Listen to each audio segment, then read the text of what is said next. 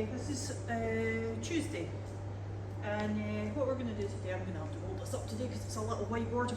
Okay, we're going to go with an EMOM for 3 rounds, so you'll work your way through this 3 times.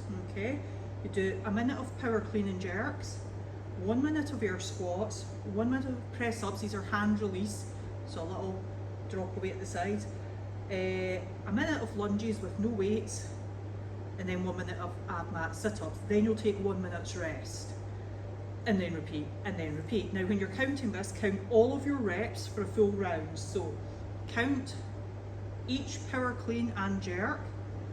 Then when you move on to the air squats, just keep counting. So say you got 21, 22, 23, 24, 25, and that's going to make it easier for you. You'll have 3 places to place an entry in the leaderboard, in the scoreboard, to record your work. Any notes of adaptations or changes or weights that you use, stick them in there as well. Then the second part is some glutes and sorry, I thought I'd written it was glutes and abs. It's not, it's just glutes work today, hence the pause. Thought I was doing quite well there as well. Glutes for 6 minutes, so it's a 6-minute AMRAP to work your way through this as many times as you can, but don't rush it. As you know, this second part is for quality, and this is an opportunity at the moment for us to work on these weak areas, typically weak areas of glutes and core, and then some balance, hand balancing skills and strengthening in that overhead position. So if we take this opportunity during lockdown, then we could come out of the other side of it even better off. So glutes for 6 minutes, where you're going to do 20 dimmels, 20 bent leg fire hydrants, and feet elevated, 20 feet elevated glute bridges. When you do the feet elevated glute bridges, try and do them quite quickly, okay? So it is 20 of them. You don't need your feet up super high, just on the, like if you took the cushions off your sofa, that sort of height, coffee table height, something like that. If you can't do them feet elevated, just do them feet on the floor. Don't stress about it. It's not that super important that your feet are up on something. The bent leg fire hydrants, that's 10 on each leg, so you can do 10 on one leg, then 10 on another, 5, 5, 5, 5. There's demo videos if you click on the workout prep notes for them.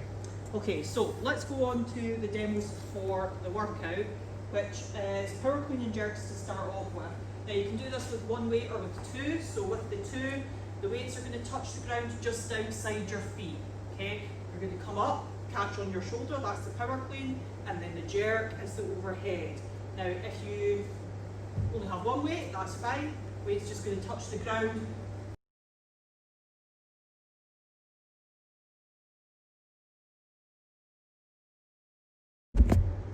Someone tried to phone me halfway through that demo, so here's the second part.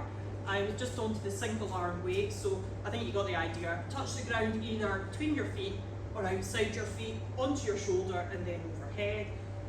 If that weight's a wee bit awkward for that, you could always hold it between both hands, in which case just go sort of mid-shin height, bring it to that front rack position, and then go overhead with it. With the kettlebell, 1 or 2, it's either going to go outside or between your feet, so it could go from the outside of your feet onto your shoulder and overhead. Watch your back position when you touch the weight off the ground. Okay, you're going to have to crouch down maybe a wee bit more than you would with a barbell. And of course, if you've got a bar, you can't do this with a barbell, that's absolutely fine. For the air squats, no surprise here guys, it's going to be standard stuff for this. So feet are shoulder width apart, make sure that you push your heels into the ground, grip the ground with your toes, bum goes back, knees go out, try and stay as upright as you can. Watch out for not finishing the movement at the top, okay? Although your knees are going straight, your hips aren't going straight. So make sure you stand up fully. And then for the press ups with the hand release, there's a few scaling options for this, for the press ups with the hand release. I'm going to start with the scaling options. So you could do them on a raised surface like this. So hands on the raised surface, in which case don't do them hand release, okay? Just have your chest come down and touch the surface and press back up. Watch out with this, when you're doing your press up, your hands should track in that direction. They shouldn't be up here, and you don't want any of this, okay? So you're looking for the surface to touch your body around about here. If it's touching away up here, then you're in the wrong position, okay? So you might need to move your feet further forward or further back. So just to show that again, pressing up. On the floor, it's just the stuff that you would expect. So cold in here, I'm not taking the jumper off. It's all the stuff that you would expect. Hands are shoulder width apart, fingers facing forward. You're looking for your chest to touch the ground, arms to fully extend. Keep your elbows tracking in by your sides when you do your press up. So right the way down, press right the way up until your arms are fully extended. If you need to, then do them on your knees. You can do them as a half and half.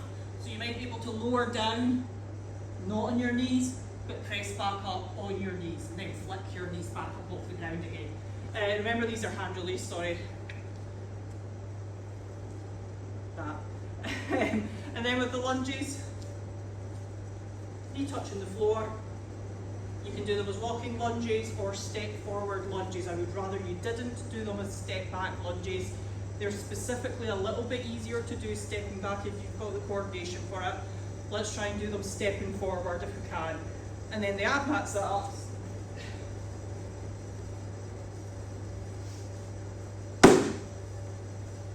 Remember, you sit with the ab mat, with the fat end of the ab mat at your butt, soles of the feet together, all the way back, touch the ground, all the way up, touch the ground in front of your feet. If you don't have an ab mat, which you very well might not, then you could, for example, see a jumper like this, roll that up, stuff it inside a pillowcase, something like that, to try and create an ab mat, or just try and do them without it, okay? If you can't get on with either of the subs, the substitute ab mat or the rolled up, the substitute ab mat or the no ab mat at all, then feel free to sub it for something like V-tucks. It'll be absolutely fine. Just put in your notes. And then you get a minute's rest and you do it again 2 more times. Good, no more phone calls.